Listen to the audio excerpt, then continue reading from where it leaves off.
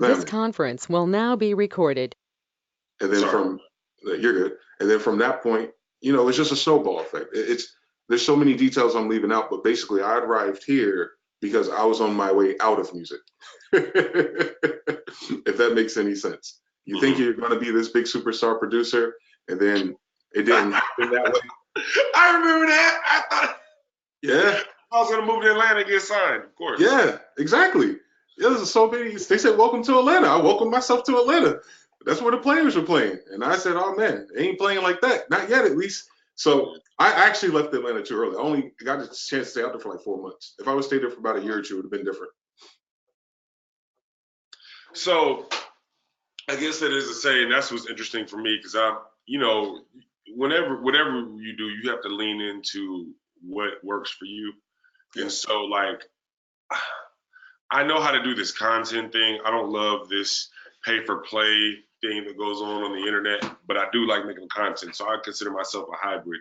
I try to keep one foot in the real life networking and knowing folks, and I try to keep another foot on the internet thing. But that said, so much of the learning happens on the internet, right?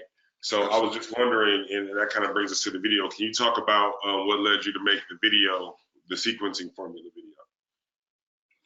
Well, most people know how to make beats already, right? Like, if you have any type of sequencer or any type of software, I mean, it's right in front of you. They're gonna give you 2 to 4 bars of space, and you'll be able to drag and drop things and click in sounds. I think anyone can figure that out. But once you figure out rhythm and sounds and things like that, the hardest thing that people have is saying, hey, how do I take this short idea and stretch it out to make it a complete song? So most of my questions from not even beginners, but the people who are watching me who've been making beats for a while is like, hey, how do you reverse engineer arrangements, or how do you do sequencing, or how do I make sure I have enough sounds in my beat? That's usually the biggest question. How do I get a beat to sound fuller? And I realized what they're trying to really ask me is just, how do you arrange music? So I know you guys are talking about one video, but I've done several videos, because once you do one, the person in Ableton Live wants one, and the person in Fruity Loops wants one. So I probably did that video like 20 times. Well, and one thing I thought was cool about it in particular was, so here, one of my teaching styles is I don't pretend like I know every DAW back and forth, right? But I believe in Bloom's taxonomy of learning. The more I teach it, the better I'm going to get at it. The more I've taught people, the more comfortable I feel sitting at any DAW. And what happens is, when we start this class out, even with the beginners one, the very first thing you do is you go through your entire DAW and you do like a tour. And I give you like a list of 30 things that you have to point out, recognize, and be able to do, right? Yeah. And so that way, when I sit down, because then what we do every 2 weeks is I do like a one-on-one call, right? So when I sit down with my one-on-one video chat and I start to ask you questions, I'll say, hey, open up your DAW. This is what I'm hearing. Go through this and go find that. And students, does this sound accurate? Right? And so when we open up and I say, hey, why don't you automate that piece right there? Where's your automation in there? And then a couple of different things are happening. One, I'm getting them comfortable. Hey, I knew you told me to learn automation. I didn't know how to apply it necessarily. Now I'm learning that. But then also, like, I see how automation is done in Logic. Oh, I see how automation is done in Studio One. Oh, I see how automation is done in FL Studio. So, if I got to sit down and get busy in a certain DAW, I'm not nearly as intimidated. You know what I'm saying? Right. So can you talk about how you got comfortable, being able to apply what you know in so many different DAWs? It's for me, it's a little bit different, because I didn't expect to have so much time, because it's been almost 19 years. So in the midst of doing that, I think, like I said, started with EJ. I got tired of EJ real fast because you couldn't import sounds back then. They had a proprietary sample format, almost like Apple Loops type of thing. Yeah. So I went to the internet to go, all right, well, how do I get like these hip hop sounds, these drum breaks and these samples in here? Looperman. It wasn't. We weren't there yet. We weren't there yet. So I had records, and I had CDs and Atlantic Records. My grandfather had passed and left me a collection of all these. Like, before he passed, he bought all the music he grew up on, and he just left me tons of CDs, like, of souls and stuff. So anyway, I was ripping those as Wave, and I couldn't get it into the program. So I ended up stumbling across Hammerhead Studio, FL in its very, very early days, and other wave-based software like at the time it was before it was Sony. I think it was Sonic Foundry Acid. So from there, I ended up learning 3, 4, 5 different programs just to figure out how to import a wave. Yeah. So you go, all right, well, I figure out what the transport controls are and all these DAWs. That's cool. I'll come back to this later. And then the next problem was, well, how do I create a custom drum pattern?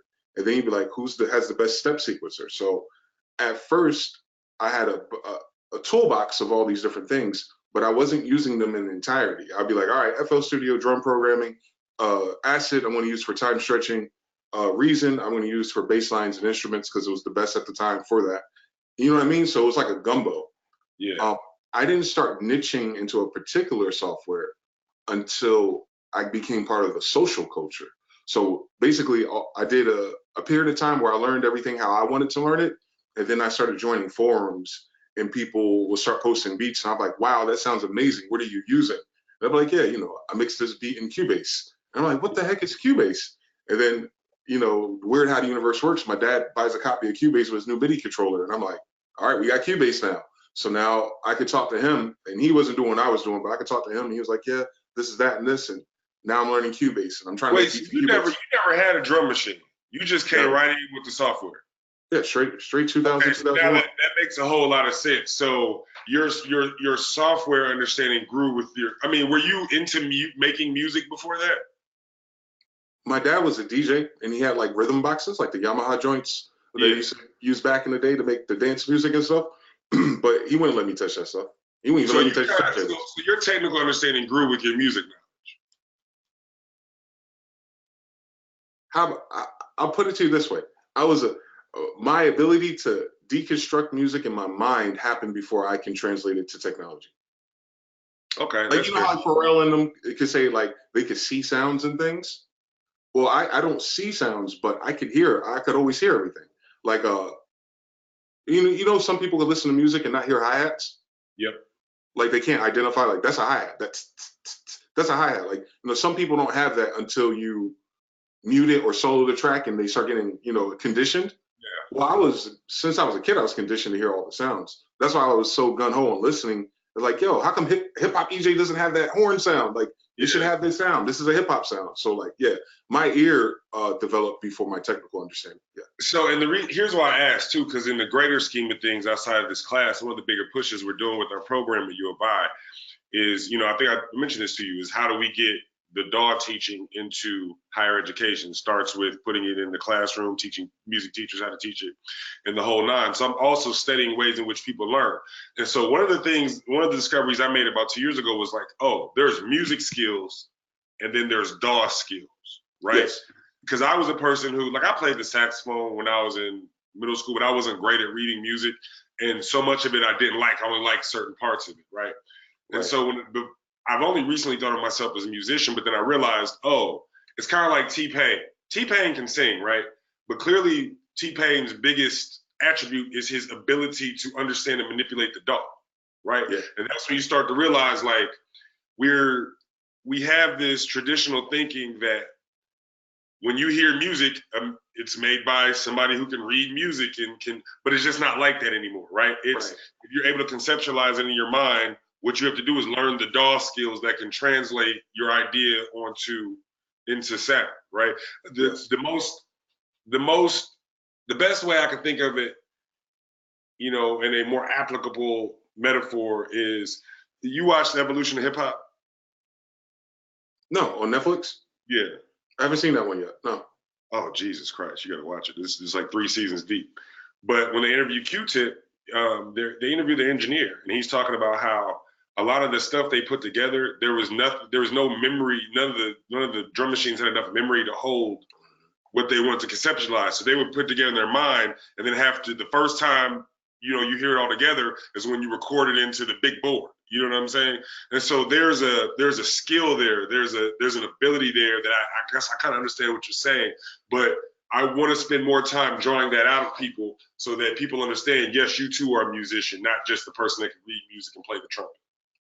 Yeah, it's a form of meditation. Actually,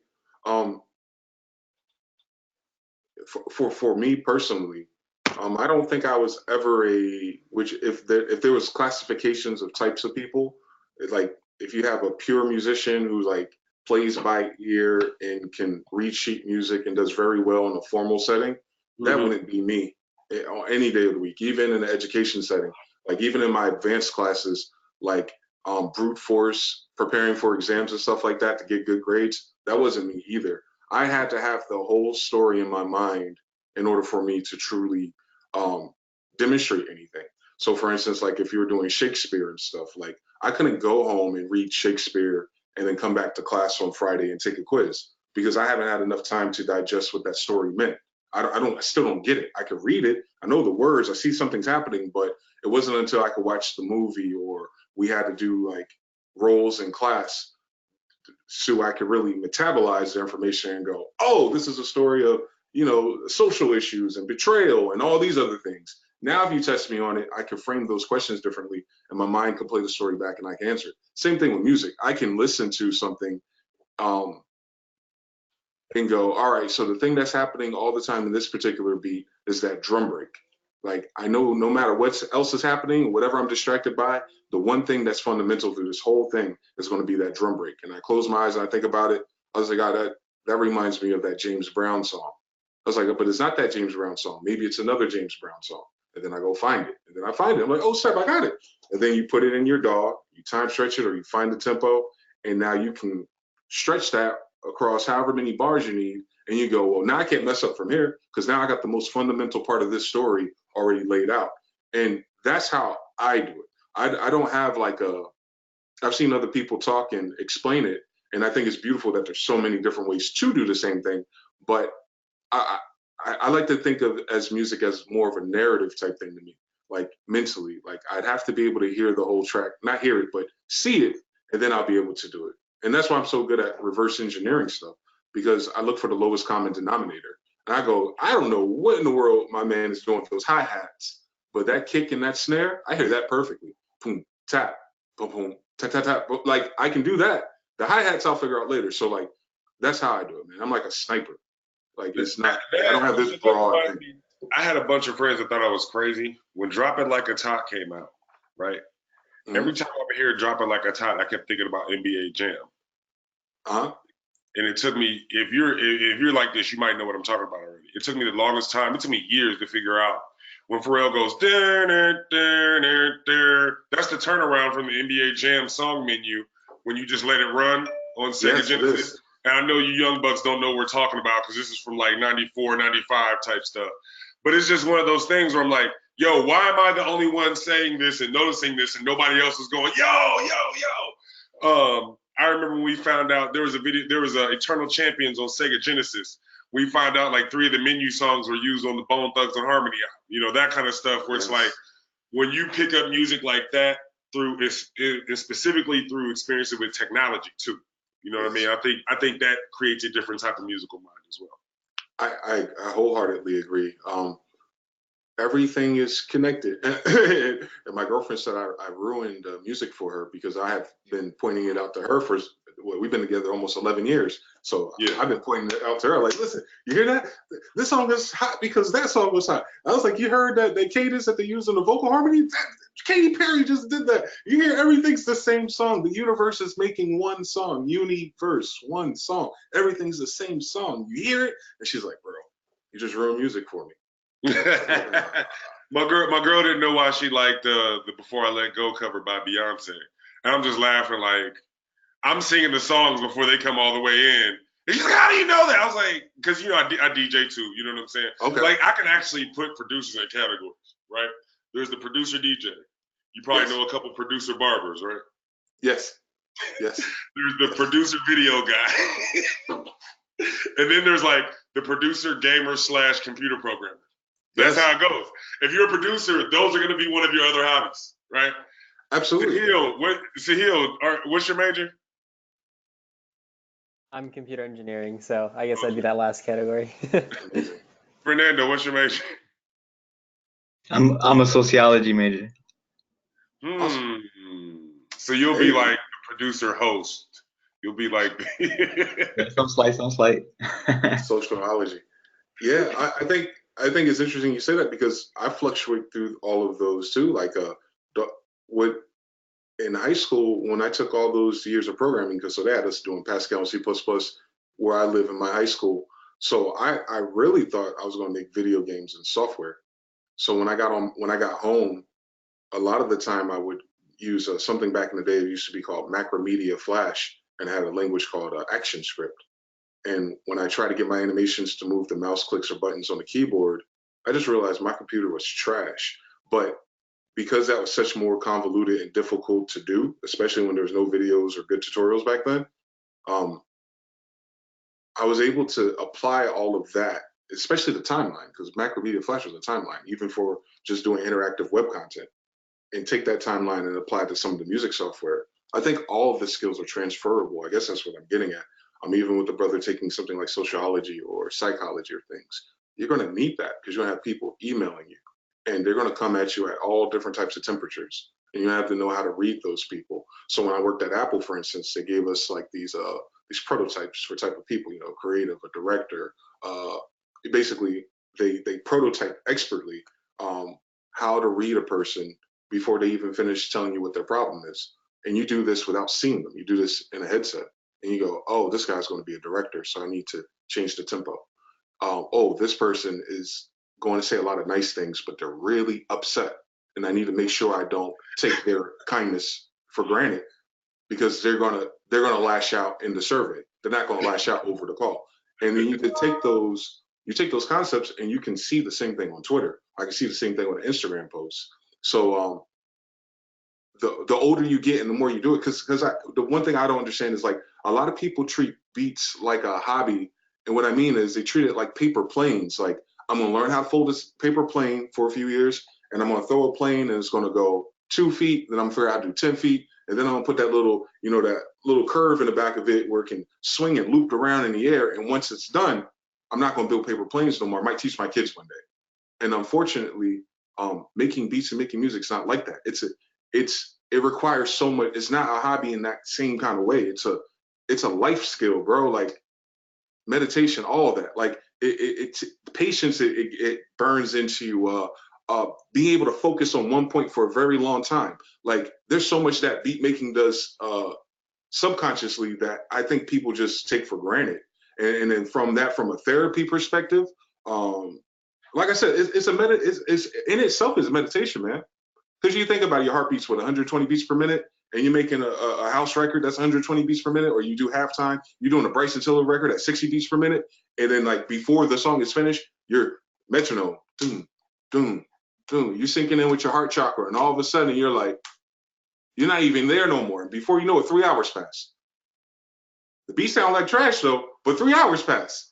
It's a form of dissociation because I can't Yes. count how many times I've been making. I was like, this is what I'll do oftentimes. I want something visual on, but with the sound off. I'm making a beat, something like the basketball game or football game on. It's like, man, 3 basketball games went by. Those games are off already, type situation. So yeah, I definitely understand. I think it's commitment to lifestyle.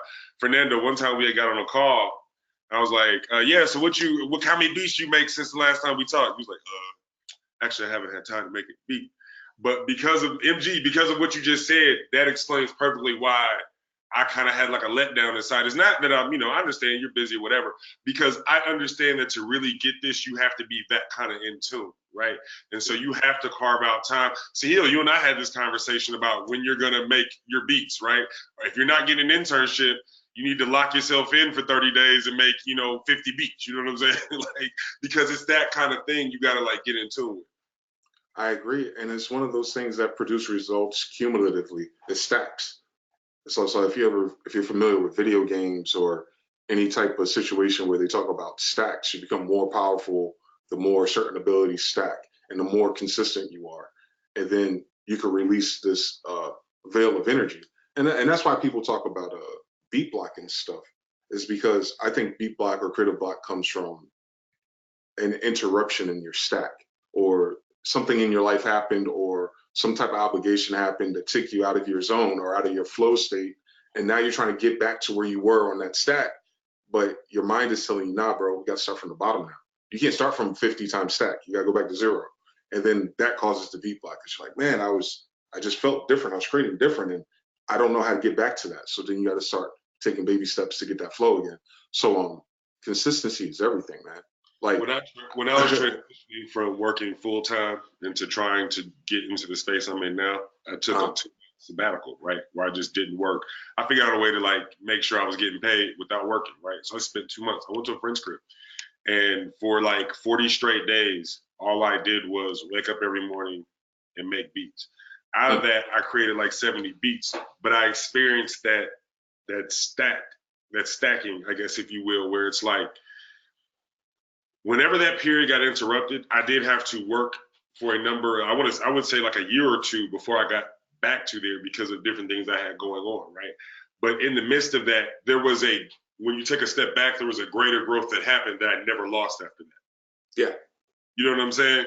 So yes. It was kind of like a thing where like, oh, I know I need to create that. I need to facilitate that space for myself because I kind of look at it like, did you say when preparation meets opportunity? I can't stop making beats. I've tried, right? Yeah. So fine, this is just what it is.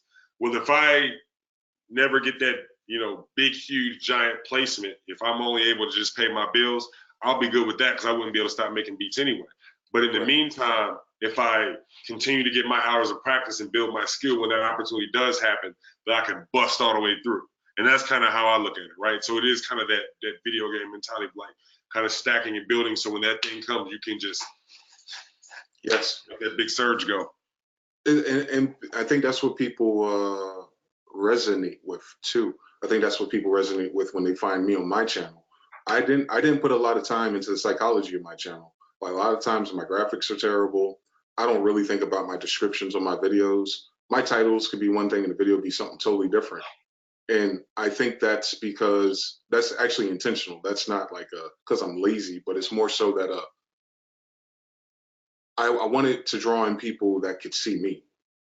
And they were like, oh, without all the fluff and stuff and all the capping, like I think he knows what he's talking about. I'm gonna stick around. And then that builds a more serious relationship. And the same thing in studio situations. I've been in studio situations where you're always gonna come across the guy who's the loudest guy in the room. Like, yeah, man, I got all the hot beats. So you're gonna work, we're gonna be this, we're gonna be that. And that energy is so contagious. But from a functional perspective, they can't produce the results. But I do value their presence there. I do value who they are and what they mean to the zeitgeist or the culture of your group. Like, yeah, we need you, but we don't need you in the creative process. Okay, so what we need you to do is you entertain the girls out there, and when we're done with this song, we'll be out. I promise you. Please don't touch that compressor. Please don't touch the compressor. After years of experience, let's say I've come across 8 of those guys. 4 of those guys get better. Yeah. You know what I'm saying? Yeah. Like, whereas like 2 years ago, you were that loud guy who was like, oh, here comes this guy. And then you start playing beats 2 years later, it's like, oh, you don't, oh. Okay. Stepped up. Yeah. Yeah. Yeah. Can you show us anything? Sahil, what are you using? Logic, right? I'm using LMMS, LMMS, yeah, the weird one. Fernando, what are you using? I'm using Fruity Loops. FL, okay, good. Respect yourself, man. Call it FL, man. So MG, this is good. So you are a good person, I would say, that could speak on like, you know how we never remember history the right way unless you were that guy that was like on top of everything. I feel like you're like the DAW historian because you literally like tried everything, right? So like, can you talk about the pre-Fruity Loops, post FL, that whole thing? Yeah, I wonder when they take off with that name. I remember it was always Fruity Loops, and it was always a point of contention in forum chat. But me and the people who use it were like, but I don't even want to get into that. But it was interesting for conversation purposes when we were saying we're using Fruity Loops. I want to say FL Studio was after they were acquired by. For a minute, Cakewalk had purchased them or partnered with them or some type of venture. I remember that. So whoever was dealing with Sonar at the time, I forgot the name of the company. It was something. It wasn't Care. It was before, because of course, Sonar and Cakewalk they no longer exist. But even before that, they did something where they reframed the Fruity Loops software, because Fruity Loops used to just be a sequencer, and then they had a separate program called Playlist, Fruity Loops Playlist. So basically, you make your patterns in one program, close it, open up another program, and then sequence the patterns. And they're disjointed. And then Cakewalk got involved around FL4 or so, from 4 to 6. And then they redid everything. They got us the mixer routing, they got us the effects inserts, and everything became more complete. So we didn't have to bounce our beats into Cubase anymore. So once that happened, that's when it became FL Studio, and you start getting VST instruments they were making, like the Slayer guitar VST, FL keys, all of that stuff is when it became FL Studio. So it wasn't just the looping and sequencing program, it was a full studio. You didn't need anything else. So I want to say that was early on. That had to be like around the MySpace era. So around 2005 to 2007, they did that. I was just thinking, 'cause I remember I experimented with that Slayer. I didn't like FL because it was too, like when you look at Reason, everything's kind of in front of you. Yeah. I don't like the compartmentalized window feel. First, I gotta find where this thing is, and I gotta pull this thing up. I like the feel of I can see it there, pick it up, put it back, but I can still see it type situation. Because what was happening was I was making a lot of bomb loops on FL, but then they would just be loops because the process started to really slow down when it was time to make a full beat. Right. That makes sense. Yeah, and so it was just different. But then I also could see how when I would bounce around, like I had a Zoom 4-track, I had a DJ sampler. I was just looking for the shortest learning curve. Same thing with the MPC. Like I had an MPC and I was making some bomb loops, but I wasn't making whole beats. You know what I'm saying? That's interesting. I end up reverse going backwards too. Like, because my first thing I bought when I was working my little summer job at McDonald's was SP303. So having the unlimited memory of my hard drive on my computer at the time, I really couldn't use the SP303 because I was like, yeah, I could put all the sample time into it, but the sequencer doesn't allow me to arrange it. Like, what is going on? Like, well, why is this so cool? And it's funny to see how many people are buying them again. And you're like, they hacked it. Because now they're doing what you're saying. We're just going to make loops here and then unload that into Ableton or something. And so that was the thing. Like, the reason I liked the MPC was because I can make it sound like, oh, I can sound like Just Blaze. Yes. You know what I'm saying? Like, oh, I know how to do this part. You know what I'm saying? But then it would be like, man, that's a dope loop. Where's this beat going? Yeah, that's why I bought one. I ended up buying the MPC. I ended up getting me a Zoom. Bought me an older one. I bought me one of the OGs. I don't know if y'all can see him, but I ended up buying this guy too, just so I can have that old sampler time. So this one is like, it's better than the SP404, but no one knows about it. But so I ended up getting that. I got my SP404 back, got me my MPC Live, my Vogue. I got everything that people were telling me back then when I started. Like, yo, you're gonna need these things. I was like, no, I don't. I can use a computer. So now I understand and appreciate both. But what's interesting about doing that backwards, like what you're saying with DJ Quick, like them working with that 3 to 5 second sample time, me having the idea that it could be however long at once and then going back and scaling down, like forcing yourself into a limited situation. I actually think I feel like I could use the hardware better than I can do the software now. Because now I understand why the software is the way it is. Like I didn't understand why everyone's so gung-ho on having just 16 pads or a group just for drums. Like I was like, we're on a computer, bro. Give me 5,000 of those things. Why is it always like, are you just borrowing the branding of the MPC?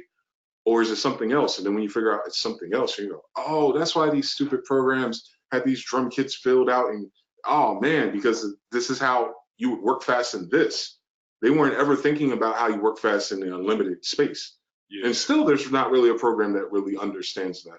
Because I think they're appealing to those people. 16 pads, when I teach sampling, I have like a sampling curriculum, right?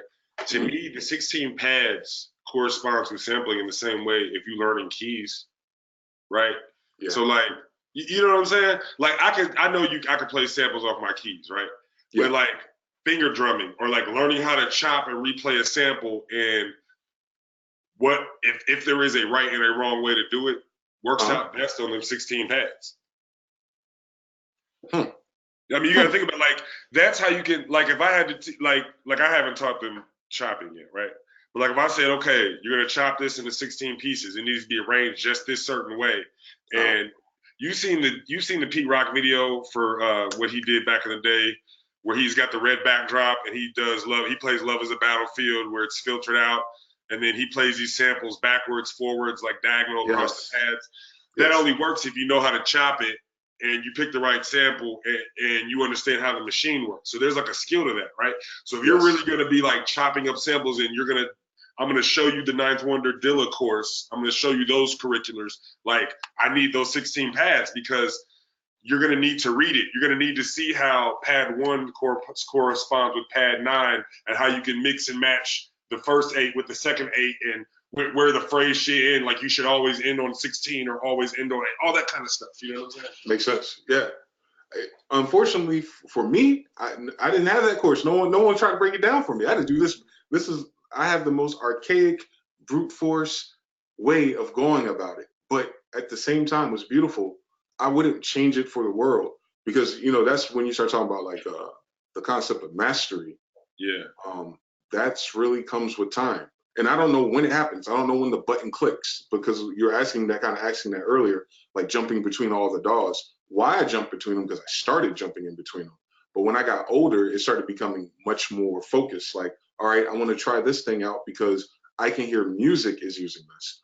Or I can go, all right, I want to try this thing out because I feel like this developer is saturated and they're not going to give me the tools that I want. So let me invest in this developer and get the tools that I need. And it's funny, every time my instinct or intuition tells me to do that, that's exactly what ends up happening. And people go like, oh man, have you guys heard of Melodyne? I'm like, bro, I've been trying to tell you knuckleheads about Melodyne for 15 years. You know how old Melodyne is, brother? Do you know what kind of music we could have had if they would have listened to me 10 years ago, 15 years ago? I'm going to say this with Melodyne, and this happens a lot with softwares. Melodyne now is not Melodyne when you know what I'm saying, it first came out. I got an old Whitney Houston, You Give Good Love, the break. I have 2 versions. I have the one I chopped up myself and filtered, then I have the Melodyne version.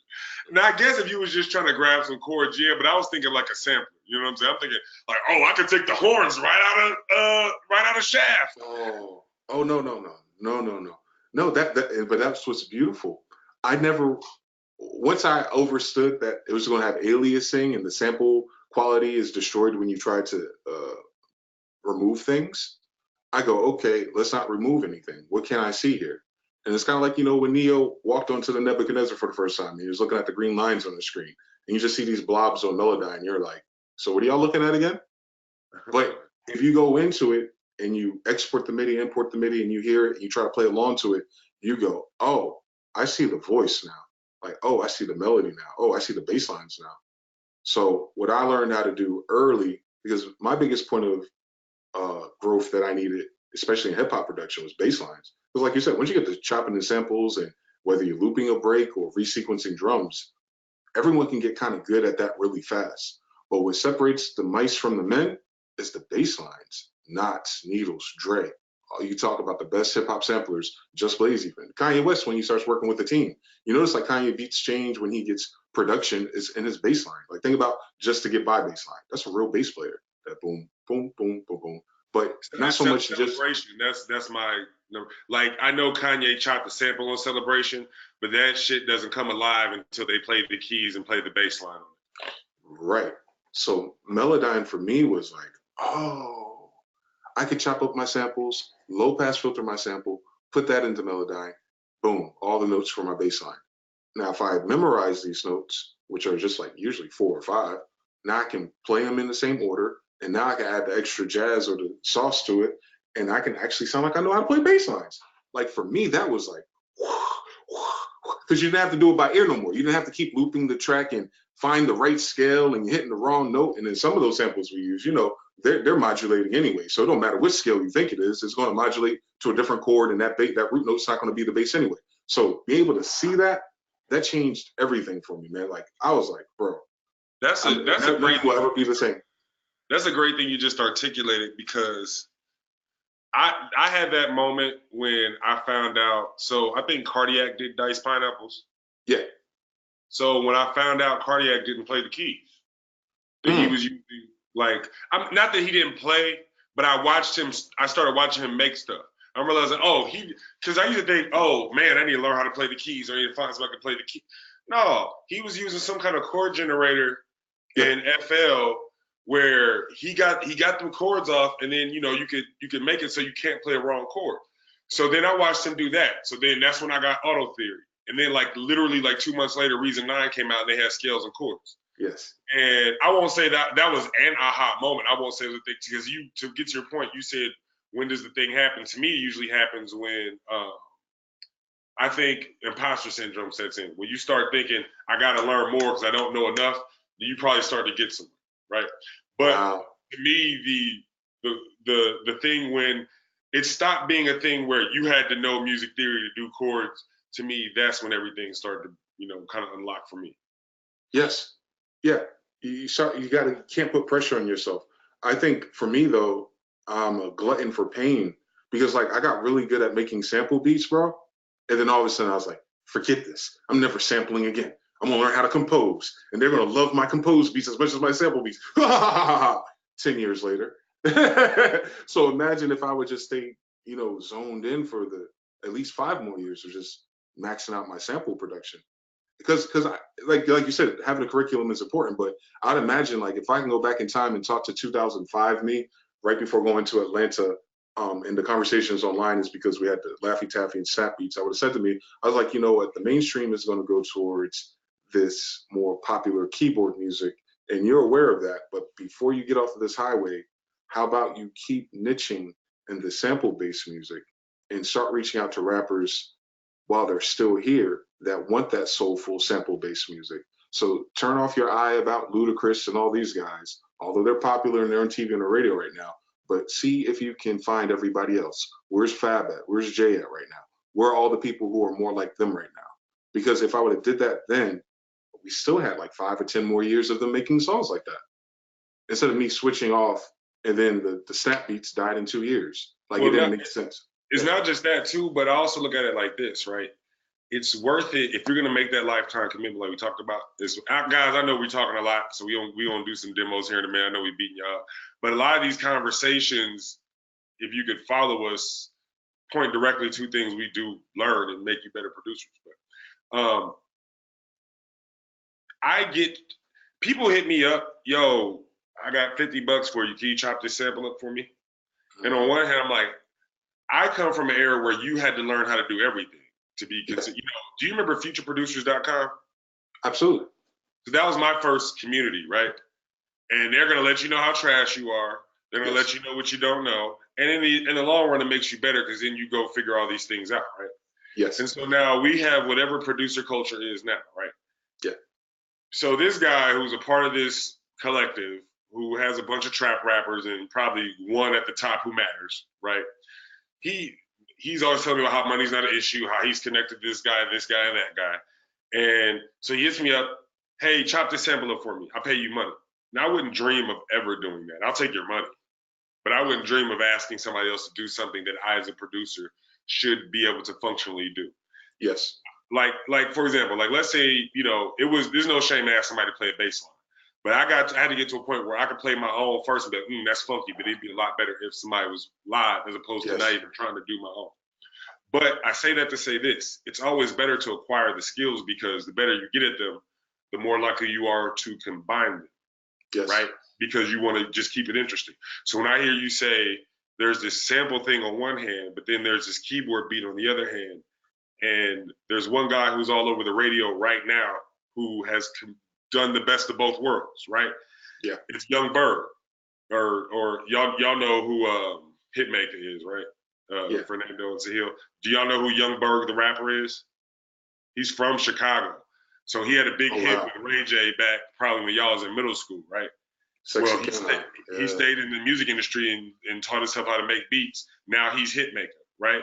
But you got to think about how long he's been in the game, right? Where he's seen all these different changes. Now he's able to do the best of everything. Because he don't have a record out that isn't.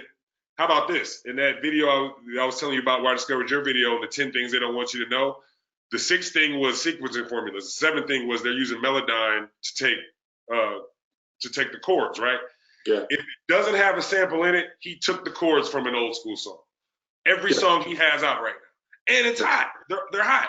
I don't know if you've heard the Light, the song The Light? Yeah, with Jeremiah? Yeah. Have you heard the remix where because I know it's been resampled from like 4 songs. The original was the disco song. Mm-hmm. I'm gonna give you all of my love. Somebody remixed it with that, and that shit is banging. But to me, the best of both worlds is being able to do the keyboard beats, but understanding where sampling fits in. Sometimes that means you're gonna start with the sample. For me, a lot of times what it's meant over the years is being able to compose beats with chords and then backtracking to find samples that match, where I could use it as phrases as opposed to like the basis for the song. You know what I'm saying? That's all right. that's Then show us something on FL. Show us something on FL. what do you guys want to see? Because my brain, it's like I said, I'm in the Matrix, man. You bring up the guns. So which guns do we want to talk about? Fernando, you use FL, so you should jump in. I mean, there's so much to ask. Who knows? I mean, what categories of things do you have to show? I mean, I know you got a lot, but I mean, just to narrow it down. I don't know. I got to figure out the sound situation too. So let me just open up FL. Let me see. Can you guys see my screen? Yeah. All right. A So lot I'm of gonna the do. conversations I wind up having is when I see y'all sessions is I immediately lay eyes on your sequencer and I think they need some drops. Huh. So drops. So like when you open up their sessions and you're reviewing and you try to figure out their arrangement type of thing. Yeah. I got you. Where it's like, okay, I don't hear any movement, and then we're just going from section to section, and sometimes we're not always transitioning. Got you.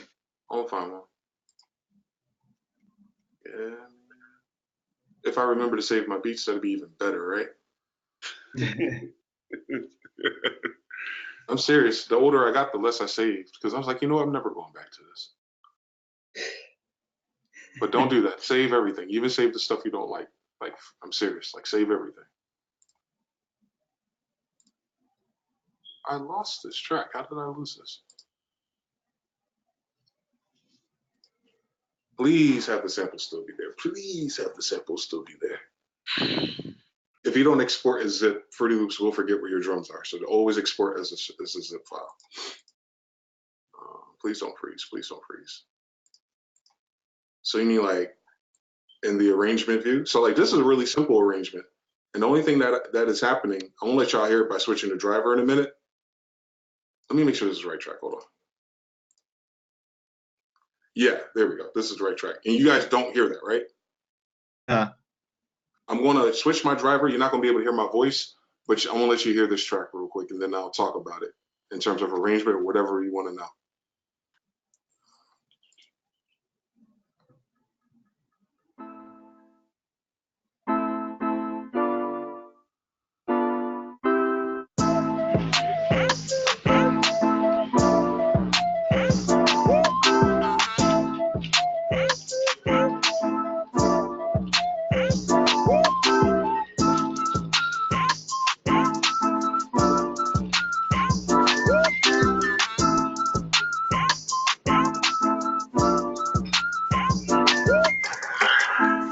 Hey.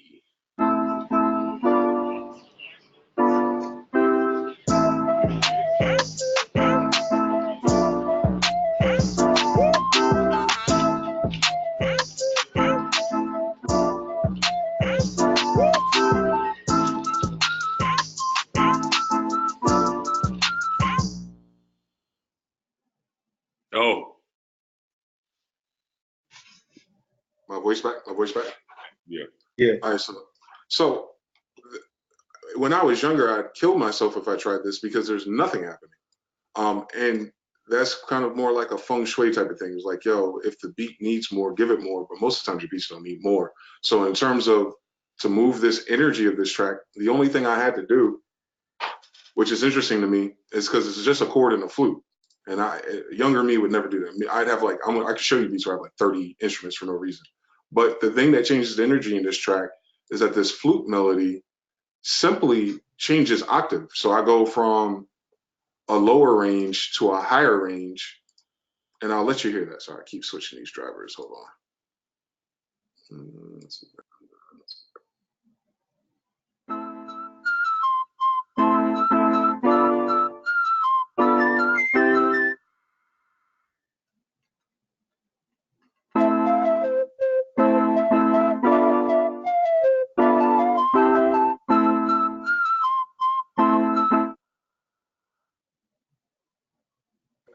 that's from back in the day. I want to say Atlanta taught us how to do that. A lot of the early Atlanta beats would do that with sounds.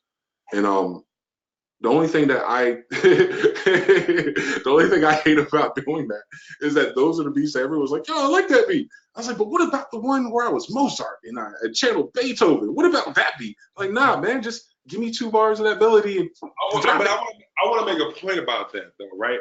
So think about songs like Tupac Back, or think about songs like Millions in the Ceiling, right? Yes. What happened was, obviously snap music died, but I could point to you to some residual hangovers where it was continued over, right? Yeah. Like if you think, how many times has the Knuck If You Buck beat been made? Yeah, a lot. A lot, right? A lot. So when you think about those concepts, like if you think about Nipsey, right? Nipsey has beats that Eazy-E could have used in 1991. They just have the difference is sonic. Yeah.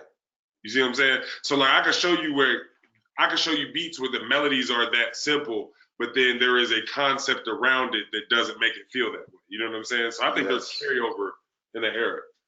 Yes, there is, and that's all the different eras of music build on top of each other, and it's like a refinery process where it's like the best part of this era is going to follow, and if you could tap in or channel that and bring it into the new era, even better. Like that bass and those type of hats are more modern than what we would have been doing in 2008. But even now, like you mentioned, Young Berg and Hitmaker, he is channeling nostalgia with his samples and interpolations, but he's trying to keep it more modern with the drums. Now, if he signs a producer who's really good at drums, I think that would take it to a whole nother level. But I know why they don't do heavy drums right now, because they're doing R&B, they're singing. You don't want the drums and the percussion to distract the message and the songwriting. But if he tries to work with rappers, he's going to need way better drums to pull that same formula off. And you start to understand that and know that with time. He thins out. So you know the thing of like there's like this more Foley-esque sound in the hats where the hats have been shortened up, right? Yes. And the snares don't smack and they're not full. They're more like stickish Mm-hmm. and they're very short. I've noticed that in every one of his hits, the hats are like that and the snares are like that. Yes, and it almost sounds like he's tuning all his drums too. I think that's probably what rubs me the wrong way. It feels like they're pitching everything to like he's trying to put it in key. He's stretching all his drums, and I'm like, stop doing that, guys. Stop it. These sound like ticks to me, but I mean, I get it. But it's that, listen, this kind of comes back to that formula you talked about too, right? In the verse, the hats are going to be this fast. In the hook, the hats are going to be this fast. Yes. You know. And what's crazy is like you do all, man. Don't get me started, man. I'm getting excited. I'm like, man, I can talk about this. I talk about this. I'm trying to find a different type of beat that's not that simple. That was just a simple one where the thing that drove the song is just alternating the octave of the melody. Yeah. So it changes the energy. When it's lower, you're more laid back, and you're like do do do do do. And then when you bring the fast hats in and the melody goes up, you're like do do do do do. Like video games do that. I think we learned that from video games. You said earlier, you said you had 57 instruments for no reason. That was because of Justice League. That's a good point. It's a very good point. It's a very good point. No, you don't understand. Justice League had me in a pair of headphones trying to like facilitate an orchestra. Right. Same. It wasn't just you, man. It was all of us. I'm gonna find one. I got something for you. I just need to figure out what year it was. That's all. Oh. I haven't done this in a long time, guys. It's gonna have a 5-minute string intro. Facts. No, because I remember I was watching a lot of videos. Like I learned how to do string arrangements, right? Where they're like, okay, first do the 8-bar 1 note, then you do the 4 ascending notes here, then you do the 4 descending notes and all that kind. But then it gives it texture and it makes it. Yo, that's why it feels like there's somebody getting. You know what I'm saying? They ain't doing that in the box. Yes, that was the beautiful part about it. I know what year this was. Okay, I go back. Here we go. I'm close. Where are you? I feel it. I smell it. What year was it? It's 2009. Why I'm in the wrong year? Where's 2009? Stop jumping. There we go. Woo. Lord have mercy. Sorry, guys. I've been doing this for a very long time, and it's getting out of control. There it is. I think it's this one. So back in the day, like I don't have these VSTs no more. So what I used to do is export all the waves in the old Fruity Loops. That's why everything's locked. Because I remember this is probably FL11, but you used to have to like back up your VSTs because FL, if you move to a new computer, because I went from Windows to Mac, and I used to be diligent and convert all this stuff to wave with Edison. I don't do that no more. Now I'm like, if I lost it, I lost it, whatever. And I only trust it because I can actually play everything now. Like I can remember now. When I was younger, I was like, I'm gonna forget this. But this has a lot to do with nothing. So I'm gonna let you hear this.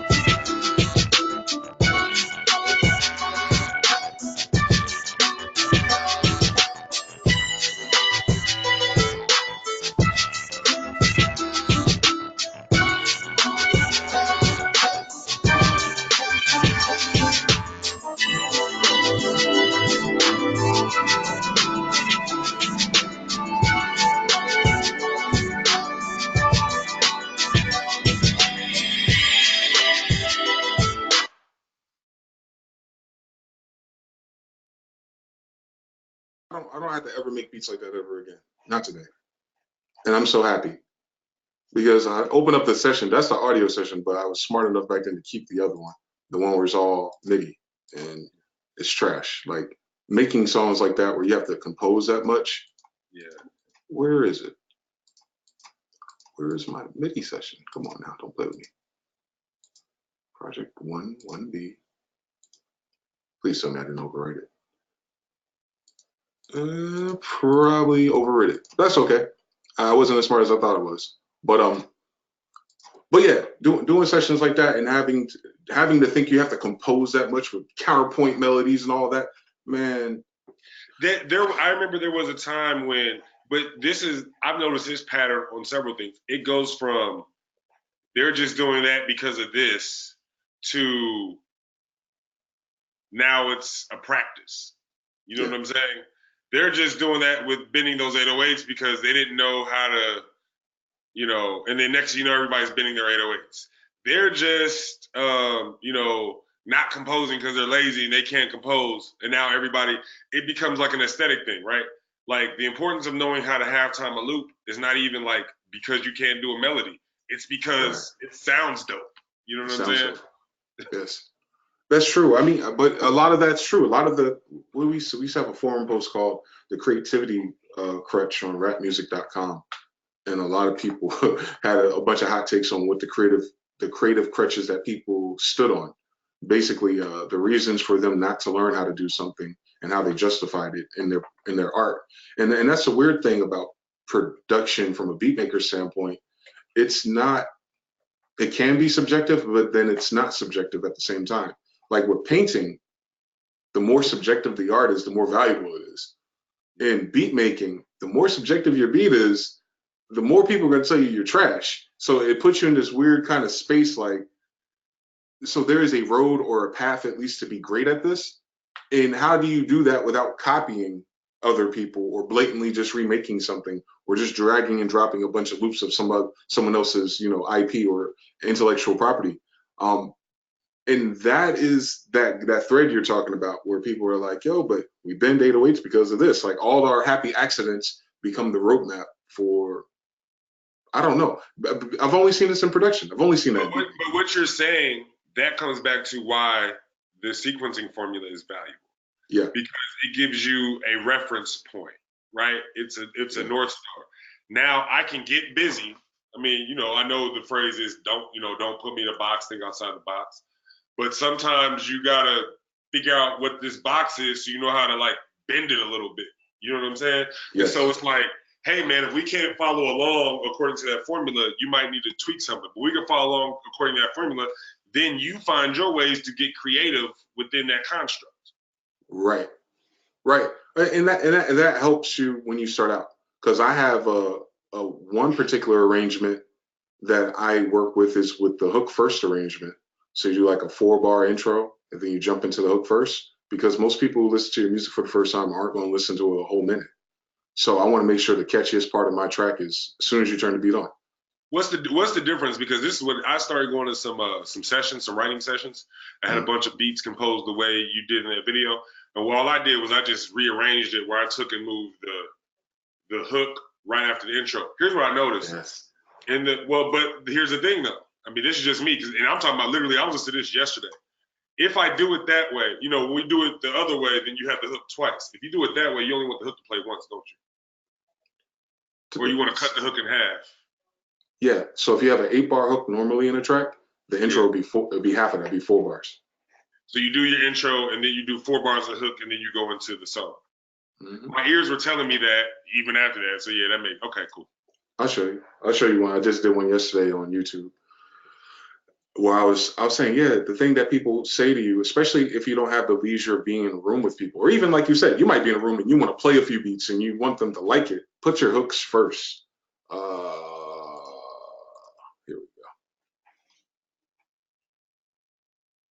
And I'll describe this before I play it so you guys can probably put a visualization to it. All right, so this doesn't make sense out of a distance. So here we go. Do I have my track markers? Don't they? All right, so this is the start. We can call this one intro. And I'll mark these for you so you guys know when it happens, so you can see and hear when it happens. That one, that'll be the hook, so to speak, but we'll call it a pre-chorus or whatever. And then that'll have the track start going here.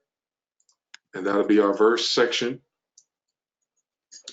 Now, if this was an R&B track, so I'm gonna do this for 8 bars, and around here, this is something you would call a bridge or a B section. Before, like in pop, they use this a lot, especially like Katy Perry, Britney Spears, and stuff like this. There's this 4 bars, which actually sounds like the hook, but it's just the instrument in their voice, and they're saying something catchy, and then all the drums and all the sounds come in, and it's the actual hook. That's usually a pre-chorus. I feel like Summer Walker does this a lot too. Yes, and yeah, that makes sense because she got London. And then this is the actual chorus. So this will only play once in this type of beat, but I'm playing it twice because I'm not finishing the arrangement. I'm not doing 2 verses or 3 verses. This is just for the sake of uploading. So this is the same exact thing. This is the chorus again. So I just put 2x. And then at the end, I have a little zinger. They tell you to do that stuff for commercial and sync placements. Basically, it's the first note or first chord. But basically, that's the outro. So that's a good way to explain stingers. Yeah, man. So I'm gonna play this through so you guys can actually hear it as the markers change. But when I made this beat, I made the pre-chorus. I loop the pre-chorus. Like if you see my bass line, that's how long my arrangement in my mind was, and I built everything around that, and then I subtracted and added to it as I move the track through time. All that's an afterthought. My main thought when creating is, okay, here's my chord progression, which in this type of beat was only 2 chords. Here's my bass line, like the brother was saying earlier with the bending 808s and stuff. Yeah, I know how to make it interesting because there's nothing happening. But what makes it feel like things are happening is all this funny business at the bottom, the effects, the vinyl, the open cymbals, the Kill Bill siren. Let me stop talking, just let y'all hear it. All right, so we go here.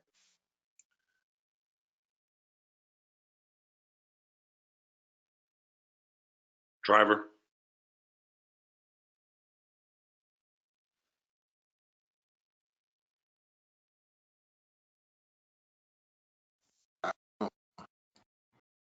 Either.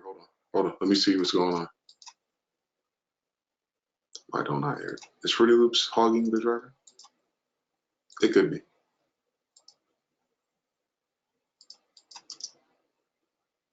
Yeah, it's not making noise for me either. Come on now.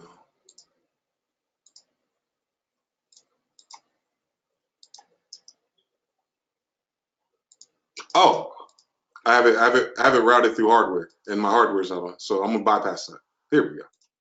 Here we go. You guys are hearing it now.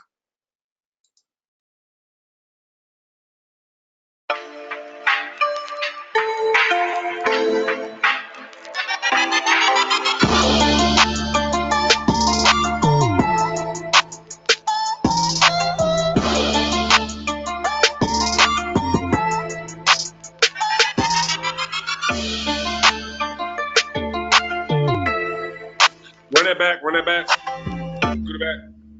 Come back. I want to, coming out of that, the hook into that verse. Yeah. Unpack that for me. Because this is something I've talked to just about everybody about. I know my webcam pros. I've talked to everybody about that, but I really want you to unpack that if you can. Yeah, so what's happening here, or the reason why I do this, is when you go from any section of music, like a verse to a hook or a hook to a verse, what happens is, especially if you're using the same sounds, there's a bleed over happening, and it becomes very underwhelming. Like if you're playing the piano and you're like dun dun dun dun dun dun dun, and then your hook is also dun dun dun dun dun dun dun, because nothing changed, you don't actually feel like the mood of the song changed. So what I've learned how to do is to create silence, just a moment of silence. Like some people is like, when people say you should use silence to your advantage, they think meaning like take this whole part of the song and just have like a click track there. No, no, no. It's micro silence. It's like just moments of silence where the bass stops, so the ringing of the bass will drag out. My drums stop completely. Everything stops, and all you're gonna hear is the white noise from the riser and the Lex Luger effect, so to speak. That's all you're gonna hear. You're gonna hear like this static and vinyl, and then that moment where your brain goes, "Ooh, we're flying up." Boom! I'm gonna smack you again with crashes in the 808 again. So you have to stop the bass and you have to stop your instrument if you want them to be jolted by something changing. And so for trap records, that's beautiful. R&B is probably a little bit more sophisticated, but for trap, like a gap of silence and then boom, crash in 808. It'll always shock them, like, oh, this is a different part of the song. Talk about the R&B difference. For R&B, they use a different bass altogether. So, like for instance, like Summer Walker track you mentioned, on their beat section, they end up having that droning sound, that Drake type bass. It's like, and then when the hook comes, it's back to an actual round 808 sound. So it's like, ooh, sounds like a choir. Sounds like someone singing to you, but it's still a bass, and you feel it in your car. But when the beat comes back on, it's boom, boom, boom, boom, boom. Instead of ooh. I fell down a rabbit hole of exploring different uses of different types of basses, right? In fact, one of your classmates, we had a discussion because I was trying to explain the difference between an 808 and a sub bass, right? Because first it's like, so the 808 is the machine, right? Well, yes. And then you explain that and why it's in it. So then it's like, okay, so the 808 is the bass line. Well, yes. But you can also use a sub bass. What's a sub bass? And then because they know it as the bass guitar, that whole thing, right? Yes. And so then I'm looking at, oh man, why might you use the sub for the verse and nothing for the drop in one case versus there's cases where I've seen a sub for the verse and an 808 for the drop, right? Because I know you said do it the other way around to smack them, which I was using, but it kind of gets you into this whole thing about why use certain basses in certain situations and what they're for. Well, it depends on the energy. So the bass in urban music especially is probably why we like it. Like we think it's the melody or we think it's like the drums. I bet you in a non-focused type of way, you can have that same melody, and if the bass isn't good, you're not gonna like the melody no more. So I would say bass is the spinal cord of your track. It has to be. It has to connect everything. If the bass isn't good, nothing else is good. So understanding the types of basses that people are using, I think it probably really is important. But I never in my mind positioned it that way. I've always used it as I don't know. It's hard to explain. Bass is the only thing I can explain because I'm thinking about Bodak Yellow, right? They take the bass out a lot in that song. Yeah, a lot of silence in that song. There's a lot of, but it's almost like they're holding you hostage to keep you until they bring you back for that little bit. It's almost like that's a good example to me of silence as a weapon, right? You know that bass is there and they can bring it back on you at any minute. So it's almost like you're like this. You're waiting for it. Yeah. Yeah, and that's a masterful use of that type of technique too, of using silence that way, using no low end, so you can actually hear what she's saying. And in fact, that song, out of all modern rap songs, probably has the most quotables. More people will say lines from that song than any other song. Because if you think about the contrast to other songs on the radio, where there's a lot of drums and a lot of percussion, a lot of bass all the time, we barely know what the rapper is saying from a memory standpoint. Like, remember when he said this, that, and that? But with Cardi B in that particular song, I know everything she said, even if I wasn't trying. Yeah, I think sometimes, especially in trap music too, like they've just made a conscious decision that we're here to enjoy this bass and not these lyrics. Yes. Well, yeah. Well, the low frequencies are so important, and I'm assuming the next iteration with the 2020s coming, however music pivots again, because it's going to pivot again. I would take bass with me. Like, I might not take the same drum sounds with us. We definitely not gonna take the same instruments with us, but I'll take the bass with me for sure. I know that's staying. I'm tired of that flat tire 808. I know that. Well, because it was Destiny and then every baby song now. Yeah, I know what you're talking about. I had to buy this guy because they made it their business to put them all in here.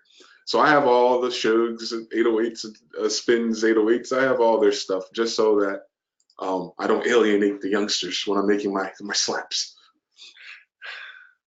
I started using it, and you know what? I had to like get off of it.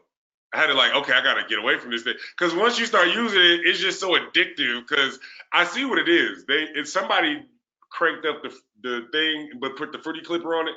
Because when you bring it to reason, you got to bring it down. You don't EQ with it. You just turn it down. Yeah.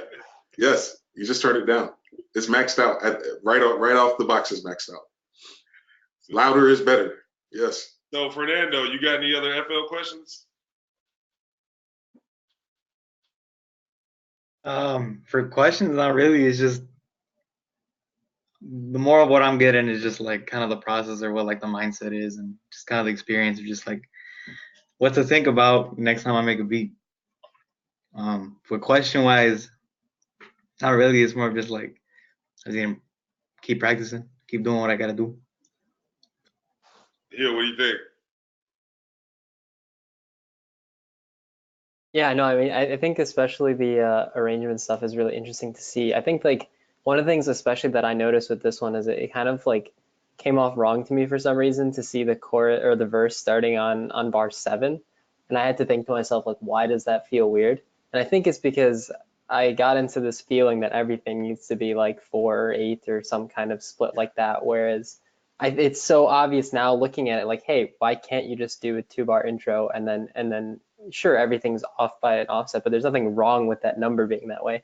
And I don't know where that mindset came to me, but it's interesting to see like, hey, you don't have to do that at all. It makes it urgent. So like making a really short intro like that, where you just hear the main instrument that I put in that, I'm doing that counting on the fact that if I don't catch you in the first 30 seconds, you're not going to finish my beat. Like, you like if you post something to Twitter or Facebook, you're like, please check this out. And the first thing they're going to see is a waveform that's 5 minutes long. I bet you that person has to love you to get through all 5 minutes, right? However, if I hack it where they go, yeah, I know he's going to have this 30-second intro. All right, let me just get through this. But if I bring the hook in the first 5 to 10 seconds and you like it, you're going to let the rest of the beat play. Because there's nothing, like, you're not waiting no more. It's like, put your seatbelts on, and then the guy on the roller coaster hits the button. Like, man, I didn't even, why did you do that to me? It's the same type of thing that you can weaponize in music. You can take advantage of that. You can take something really beautiful. Like, if you're a really good, strong composer, you can take a really beautiful intro, orchestral almost, and then sample yourself and pitch it and halftime it and make the craziest, darkest song ever. And you have to know where your strong points are, because you'll be like, yeah, I want to be a composer. I want to make beautiful music. But for the rapping or for the beat, I got to make this dark. So people who do that throw people off too. It's a psychological thing. It really is. It's like, oh man, I thought this was going to be this way. And then it went into this other thing. And I love it. Oh, wow. That's what When I you're saw really your doing. video, immediately a couple things jumped out to me. One is, the intro and the drop have the same basis. Now they may not be exactly the same, but they have the same basis. And that started to open things up for me because then I could mix and match. Okay, so like I had a song with a strong top line on the hook, right? Mhm. But I didn't want to bring the hook in right away.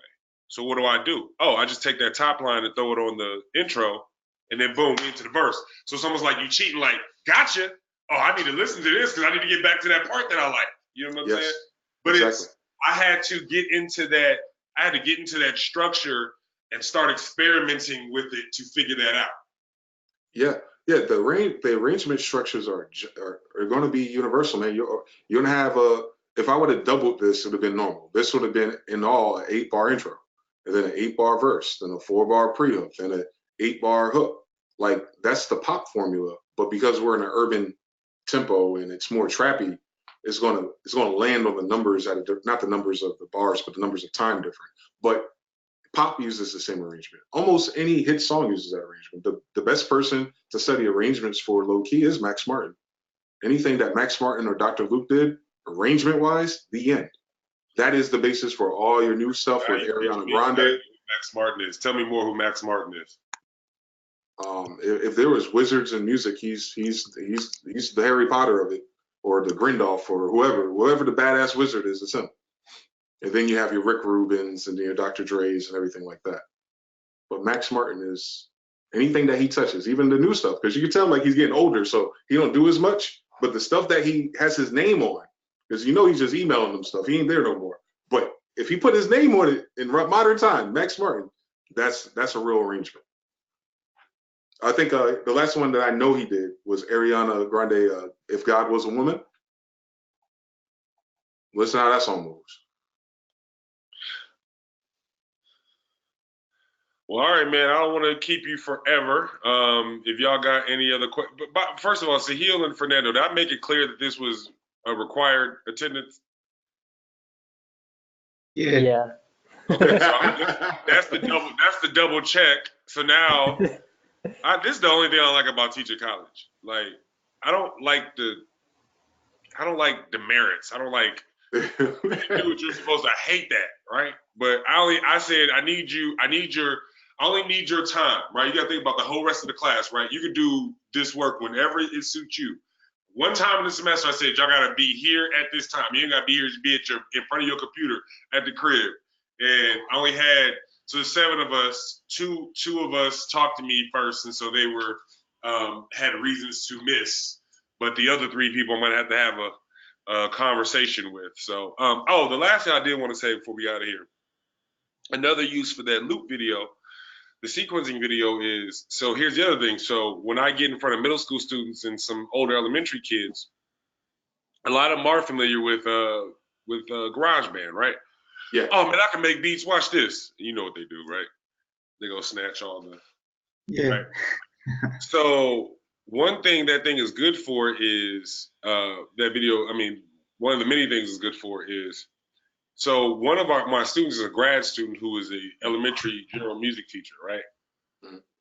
Basically, it gives them a way to a form of a structure for scaffolded practice using the loops in GarageBand, right?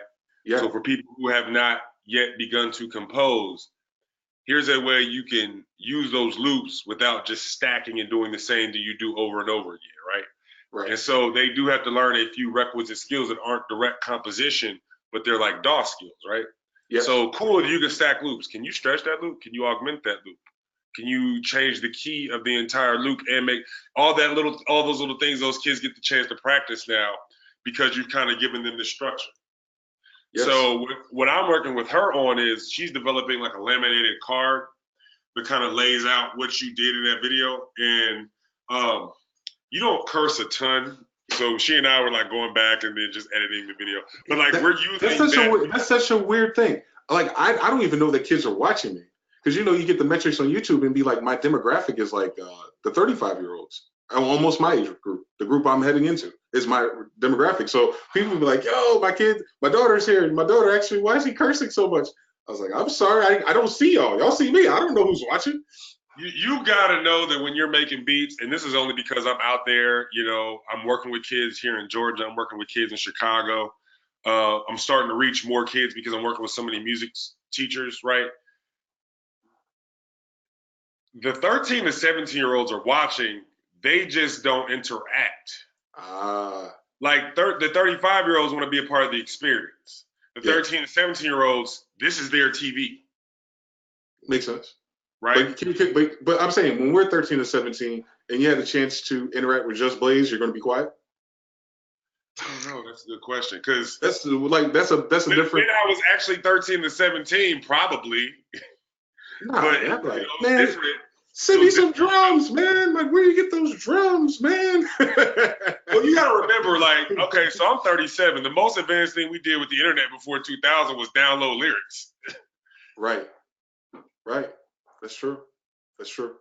Very true. So, hey, man, I appreciate you joining us. Are there any last things anybody wants to say before we sign off? I appreciate your time. Hey, man. Thank you guys. Thank you guys. I just want to say thank you so much for doing this. Like, it was super eye-opening to be able to see what you do and listen to you guys talk. So appreciate it a lot. Hey, no problem. Thank you guys for having me, man. Hey, MG, I appreciate you, man. I'm gonna get this recorded and chopped down. I'll get some stuff sent to you so you can have some micro content. I'm sure you recorded things, so I'll hit you up in the chat a little bit later. I appreciate you guys. You guys have a great day. All right. All right. Have a good one. Peace.